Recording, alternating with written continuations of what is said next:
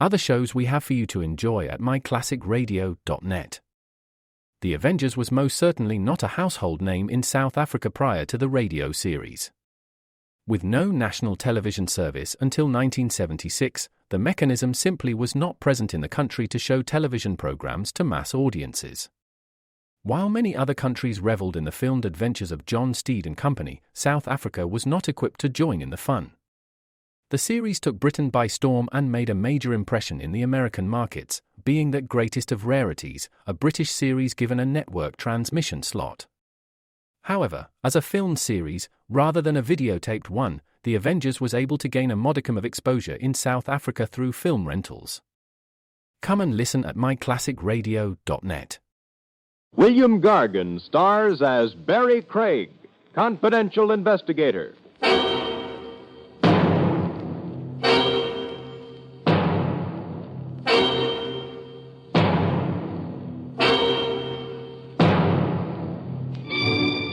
A lady killer is sometimes the worst-dressed guy around.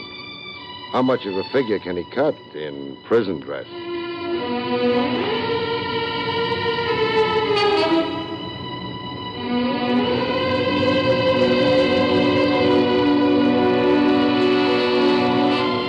The National Broadcasting Company presents William Gargan in another transcribed drama of mystery and adventure with Barrie Craig, confidential investigator.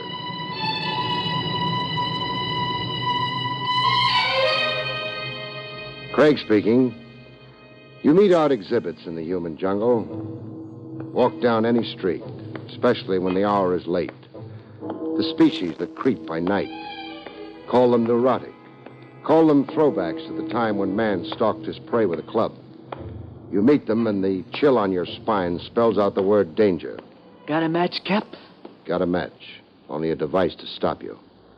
The next demand is your wallet or your life. You reach into your pocket for a match, and what you come up with, you ram into her stomach. Hey, what's this? A loaded gun. Hands touching the stars. Frisk me. All you'll get is exercise, Cap. I got empty pockets. No switchblade knife? Yeah, you do have one. A lousy dollar knife. I still don't want it in me, butcher boy. And you? Hey, are you a stick-up or not? You're the stick-up. I mean, would-be. I'm a detective. A dick? You picked the wrong victim. Walk ahead of me. Hands nice and high. You're taking me in? I am. Well, Cap, look, I only asked for a match. As a prelude to mugging? Concealed weapons. There's a city ban against switchblade knives. Cap, don't run me in. I'm asking you. Have a heart. Allergic to the station house, huh? Yeah, that figures, too. More in your mind than a switchblade knife. I wonder what it is.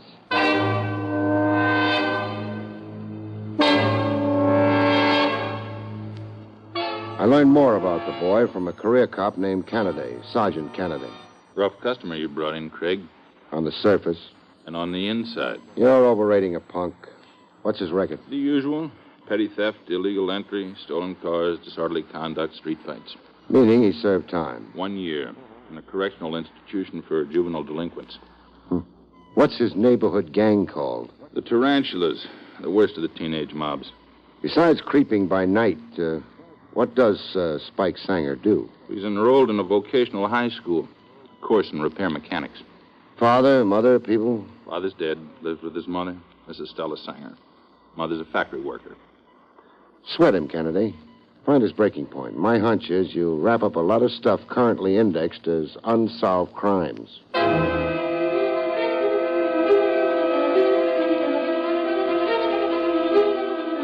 Spike Sanger popped back into my life the following afternoon in the form of a visitor to my office. A girl of 17, midi blouse, wide balloon skirt, ballet shoes of the Capizio type. She had books under her arm, a stenographer's practice pad. Are you Mr. Barrie Craig? Well, you entered without knocking. I was preoccupied. I'm Bernice Cannon. Selling magazine subscriptions? I'm here about Spike Sanger. Oh. We keep company, Spike and I. I wouldn't advertise it. You're prejudiced against Spike, like all the rest. The rest of society. You fine, righteous people. You all make me sick. Well, we got into this quarrel awfully fast. I didn't come here intending to quarrel. Why did you come?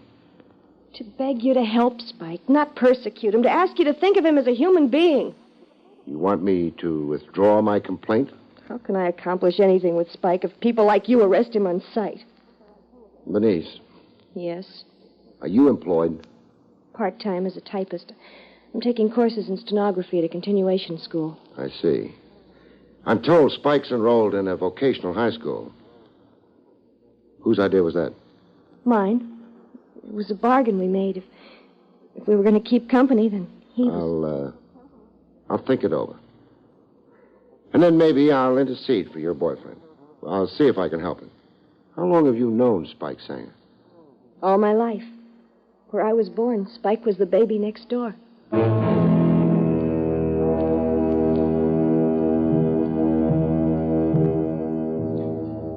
I interceded for Spike Sanger.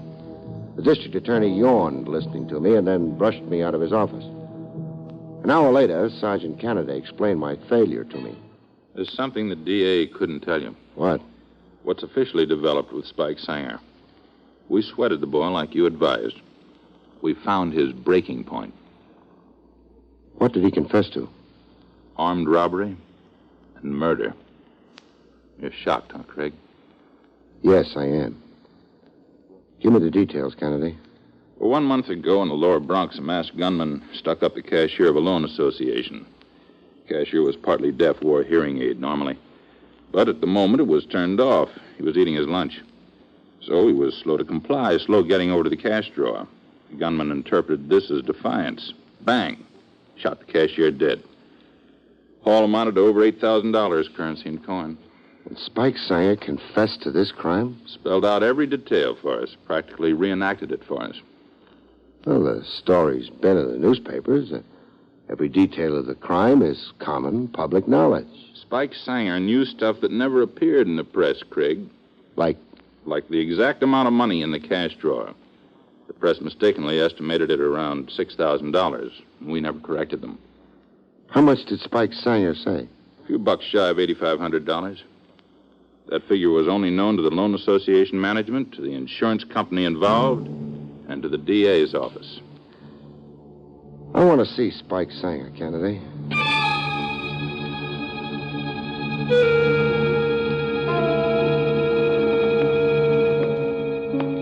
They had Spike Sanger in the Tombs. They were still sweating him, trying to get answers to other crimes listed on the books as unsolved. He was on the edge of his cot, head down between his knees. In the dumps with that look in his face a guy gets when he's turning suicide over in his mind. They'd confiscated his necktie, his belt, and shoelaces. You get out of here, Cap.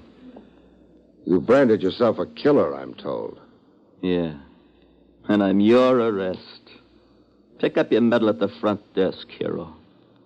Not a shred of evidence pointing at you. A crime that's a month old and cold. You'd never been tagged for it. You sound like your man, I confessed.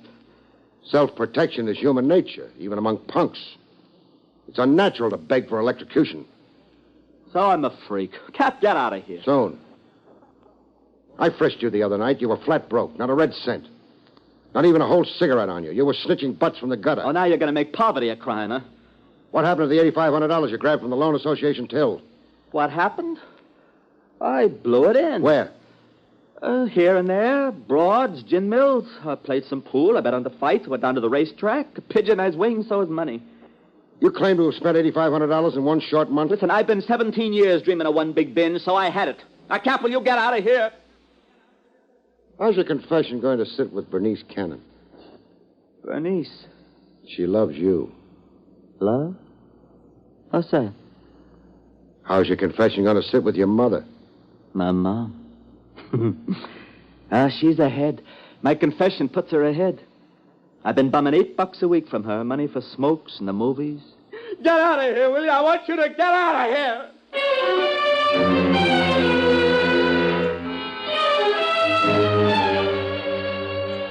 But Mama Sanger wasn't rejoicing over her $8 raise in pay. I can't make you welcome in my house, Mr. Craig. I'm not really the cause of your son's troubles, Mrs. Sanger. You arrested Spike. His trouble started with you. If not for you... His trouble started a long time before me, Mrs. Sanger. Post-infancy, boyhood, adolescence. Kids are okay, and then they're not okay. When did he begin to get wild? Boy in the slums with an invalid father and a tired factory worker for a mother. A boy who was still hungry, getting up from the supper table. Never had a suit or shoes that somebody hadn't worn before him. Yet he had enough faith in his heart to go to church every Sunday with his father. When did the father die? When Spike was 13 years old. Was it after the death of his father that Spike began to, get difficult?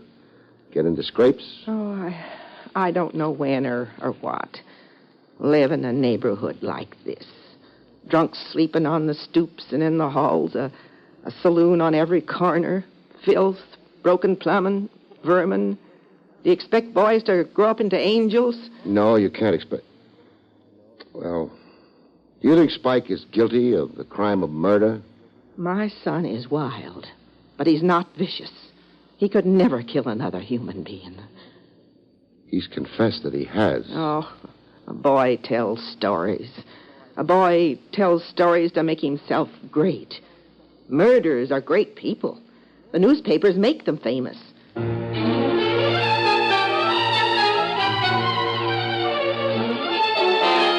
In the Sanger living room, Spike's girl, Bernice, had her own brand of scorn.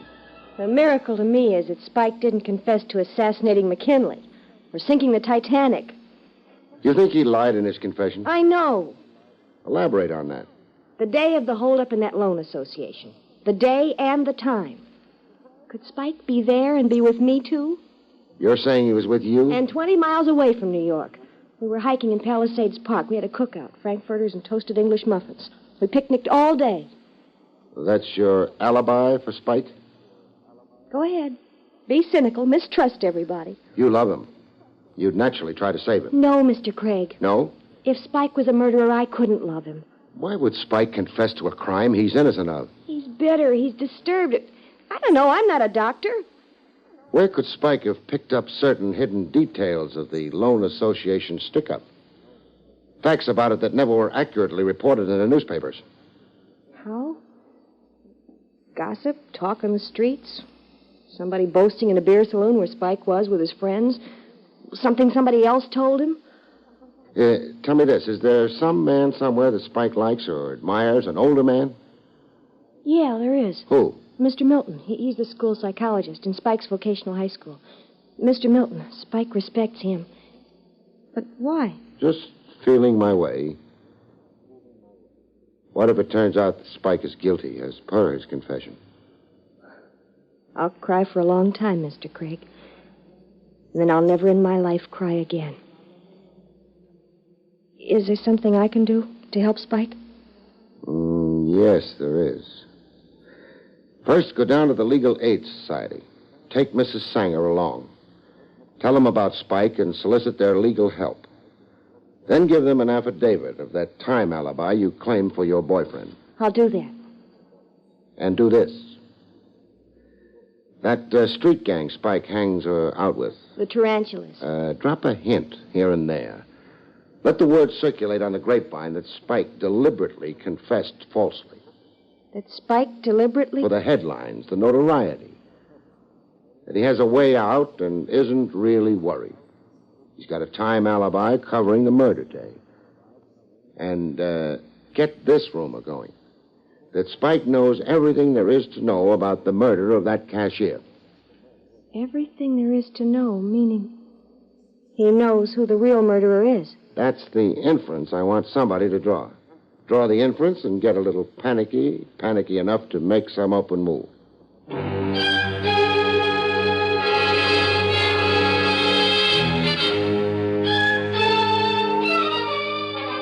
At the vocational high school, the psychologist, Mr. Milton, showed genuine distress for Spike Sanger. The news came as a terrible shock. You were professionally interested in Spike. Even personally, Spike has charm and likability and cooperative qualities. Last term, he earned 14 service credits. Well, what has been your gauge of Spike Sanger? A certain emotional instability. Normally optimistic, but then fits of depression. What causes them? Certain emotional maladjustment. Deep feelings of inferiority. Guilts. Guilts about what? Well, I can't say. If we knew that, we could get to the root cause of his behavior. Well, what generally did Spike confide in you? Spike once blurted that he'd not attended his father's funeral, that he'd purposely hidden himself away all that day in a neighborhood movie. I see. Love for the mother, not so much love for the father. Now, tell me this. Could a boy confess to a crime he didn't commit? Yes, a boy could. Why? Perhaps to punish himself for some other guilt, some secret feeling of guilt. Could an innocent boy insist on his guilt in a situation where punishment might mean the electric chair? Even so, yes. A boy bent on self-destruction could conceivably make such a confession. If Spike is asking for execution because of some secret guilt feelings, those secret guilts can't be the common, ordinary variety. Specify your thought, Mr. Craig. Okay, I'll specify. Say the boy wants to pay the capital penalty, electrocution, for a crime he didn't do. That suggests that the crime he did do is right up to size. His secret guilt feelings are over murder, some undisclosed murder. Well?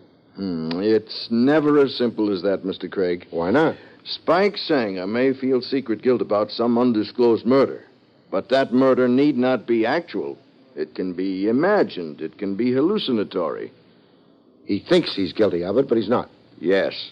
What we call the crime may be wholly fancied, or even if real, Spike can have magnified his own role in it, his responsibility for it. I see. Oh, do I? Well, thanks, Mr. Milton.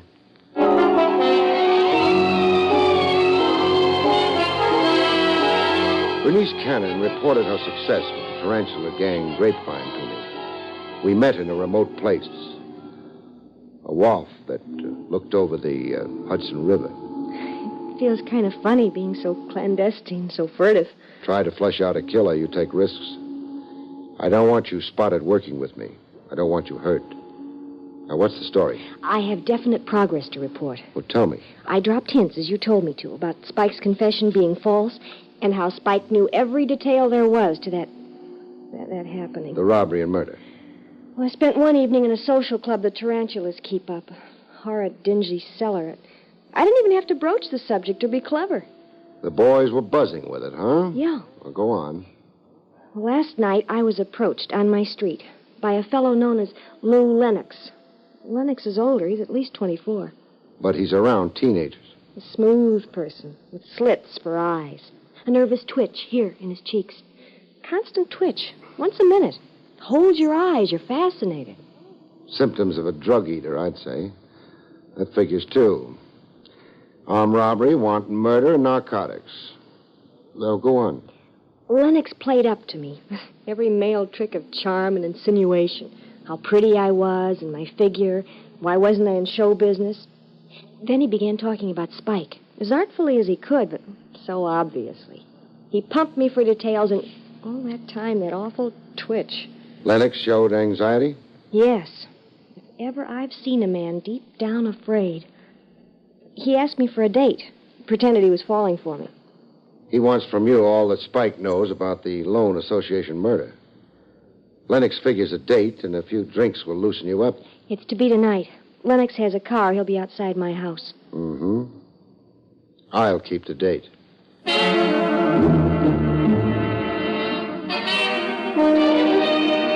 Later that evening, I parked myself outside Bernice's house. Soon enough, Bernice's date rolled up. A souped-up convertible, built of special parts taken from a half-dozen other cars. It had pink fenders.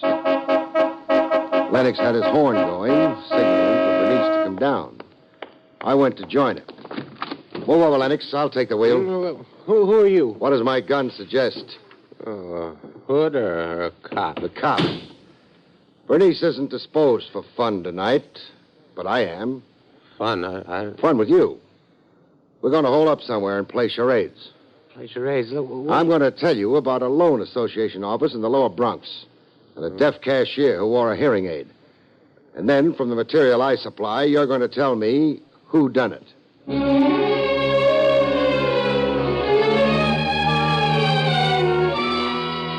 Lennox amazed even himself. He lasted all night. With the break of dawn, he reached his breaking point. At headquarters, I waited until the police stenographer completed typing up the Lennox confession. Kennedy stood around looking just a little perplexed. 2 confessions to the same murder. Which do you believe, Kennedy? Lennox's. He's been up for murder before, and not only that... All cut. I want a carbon of Lennox's confession. Sure. Typist is finished here. And now I want it signed. Then I want to pass to the Tombs. Sure.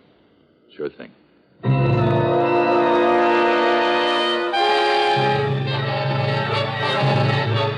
I watched Spike Sanger read the confession to murder, signed by Lennox. Lou Lennox. He moved into the neighborhood when I was only a kid, 7. He's moving out of the neighborhood and into the hot seat. And you're going home, Spike. Home. Yeah, they'll hang out the flags and throw me a block party. Bernice stuck with you all the way. She found Lennox for me. When a girl like Bernice is loyal to a guy, there must be something to the guy. Yeah, wham's in the girl's head. She's crazy not to couple off with Sam Kuzak. Sam's big for music. He's out there in the Lewiston Stadium summer nights. And that laundrette his old man owns. How the coin rolls in. Bernice is for you, Spike. Only you, all the way. Whams in her head. Whams. They buried your father when you were 13, Spike. While the funeral was on, you were hard to find. You hid in the movies. Why do you bring that up? An idea I picked up. You got along fine with your mother, but not with your father. There you were antagonistic. He sat in that chair with his bum heart. Always in that chair, waiting for me to come home from school. Waiting to get busy with something. Get busy with you. Always lacing it into me. For nothing. The worst words he knew, and throwing things at me. Oh, he was a nervous man. In his prime years, but a useless invalid. Oh, sure. He had that excuse. That I was the butt. I was the goat. Do you feel guilty about your father's death? Feel guilty? Me? Do you have some idea that you murdered him, Spike? That day Pop keeled over. And then the ambulance doctor pronounced him. Pronounced. Huh? You'd come home from school, and there'd been a quarrel. The usual quarrel. Then your father suffered a heart attack. I killed him. I got him so excited, he fell down on the floor. So that's it, huh? You blame yourself for a death that had to happen sooner or later. That day, or the next day, or the next week. If I'd have shut up, if I'd kept my trap shut. You see yourself as your father's murderer in your secret guilt. So you tried to die for a crime you had nothing to do with. It's crazy, huh? You're mixed up, Spike, but you're a decent kid. In your own odd way, a very decent kid. And now that's what's had you so confused is out in the open, I think you'll be okay. With just a little clinical help, I know you'll be very okay. You sound like we're coming out of this friends. We're friends. Sure, Spike. We're friends, all right.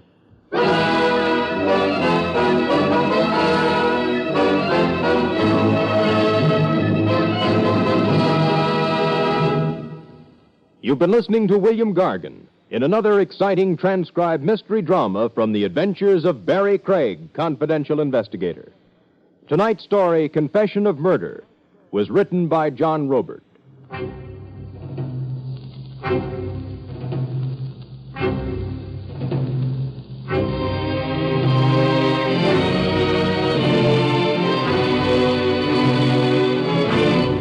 National Broadcasting Company has just brought you an NBC Radio Network production with William Gargan, starring as Barrie Craig, confidential investigator. Directed by Andrew C. Love. Our cast included Jack Edwards, Barney Phillips, Jane Webb, Noreen Gamil, Stanley Farrar, and Paul Richards.